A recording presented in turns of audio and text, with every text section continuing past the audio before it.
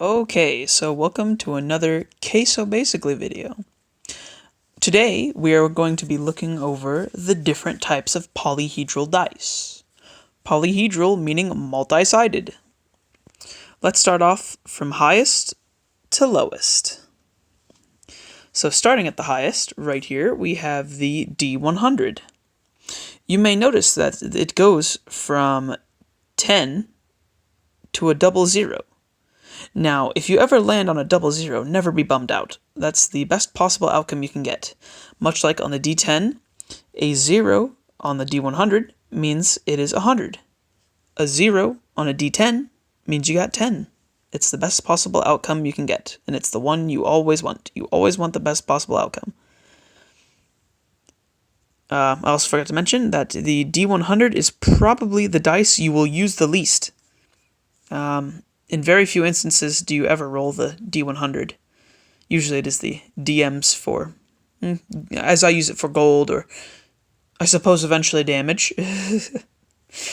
Alright, next we have the D20, the most infamous dice in D&D. This is the best known dice for the game, and it is the one you will roll all the time.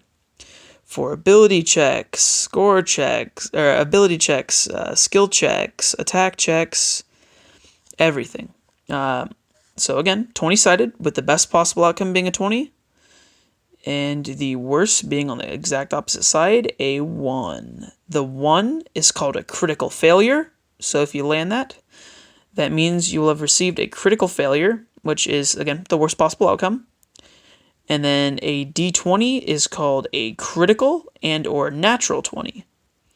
It is the best possible outcome you can get. You always want to shoot for the 20. 10 is an all-around in the middle.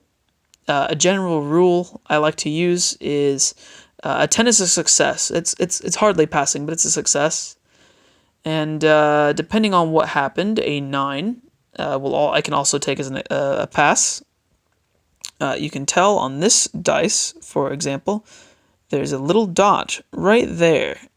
That means that the number is a 9. You can see directly to it. The little dot on the right has moved to a 6, which, again, you can visibly see, so it's just to tell the difference. Some dice use a line, like this D20 I have here. Sorry, trying to get it in focus. There's a little tiny line underneath the 9, and a little tiny line underneath the 6. Now, while we're on the same topic, you may notice I have 2 D20s out currently. That is because, in the game, there is things called advantage and disadvantage. This goes for any dice, so say, for instance, we're making an attack roll. Actually, let's change that up. My apologies. We'll switch that to a strength check. So say we're lifting a very awkwardly shaped container.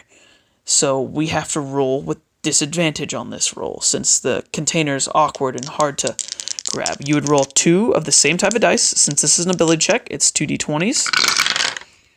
So we got a 19 and a 10. And since it's with disadvantage, that means we would take the lower of the 2 numbers. So you would get a 10 plus your strength modifier for that, which is still passing, which would be good. That means, regardless of the awkward shape, you managed to pick it up off the ground and are able to move it.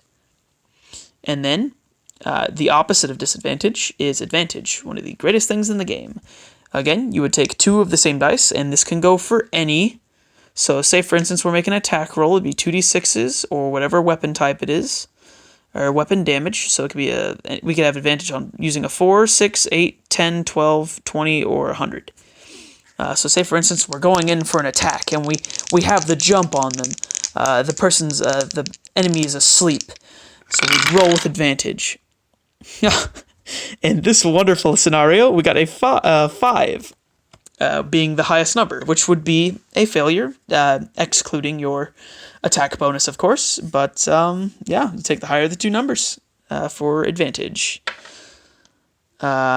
Moving on to the next dice, after we got out of the way of that tangent, is the D12. This is also a very rarely used dice.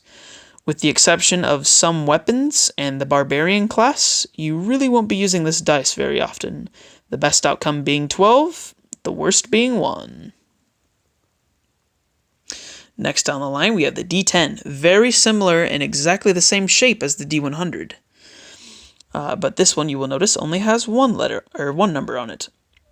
So with the worst possible outcome being a 1, and the best being, ironically, a 0, which means 10, as I explained with the 100.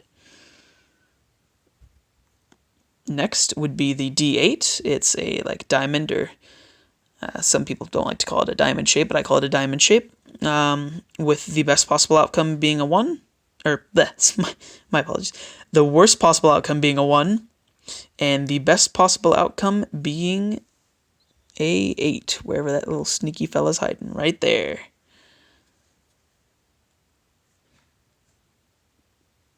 All right, after that, we have the D6, which has, it's the most standard dice you'll find. Same dice you'd use for Monopoly, with the best outcome being a 6, and the worst being a 1. Up next, the infamous D4. This is also one you may not use very often. I like to use it for melee attacks, like punching, say without weapons, like you punch someone or you kick them, with the best being a 4. And for this dice, the number that points up is the result you get. So let's roll it. You got a 1. So 1 being the worst possible outcome, and a 4 being the best. And that was my queso basically on dice for D&D. Let's go down the list again. So starting from the lowest to the highest, we have the 4, 6, 8, 10, 12, 20, and D100 dice. The D before all of them just stands for the dice. D100, D20, D12, D10, D8, D6, D4. And that is my queso basically.